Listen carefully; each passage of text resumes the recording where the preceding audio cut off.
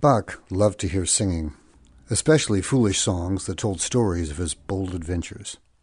When he felt he could let down his guard, he purred like some gigantic cat. The promise of grain up at the pasture gate made him gallop. Warm sun on a clear fall day brought his best daydreams. He loved his brother Ike, his pasture, and a long, cold drink. As nigh ox, Buck took his job seriously. He had to keep up with long-legged Ike and keep him out of mischief. He was the boss of the hay. He thought donuts were sublime. Buck was wary when two-leggers first approached him about serving his town, but soon realized he was born for the work.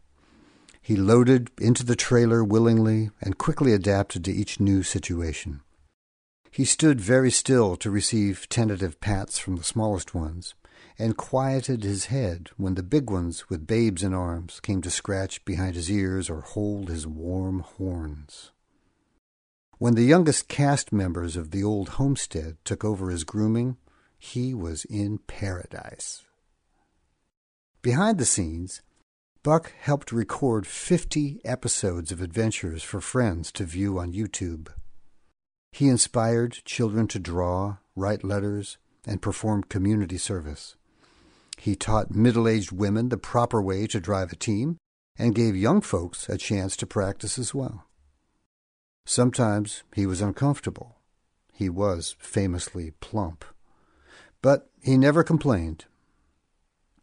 Our town's biggest rural characters, Buck and Ike, served Swansea as ambassadors of open space protection.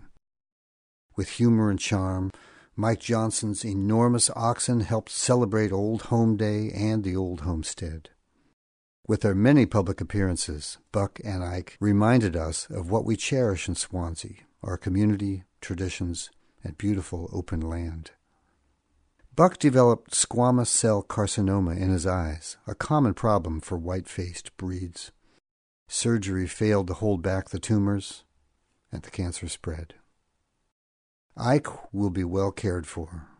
Buck will rest in peace.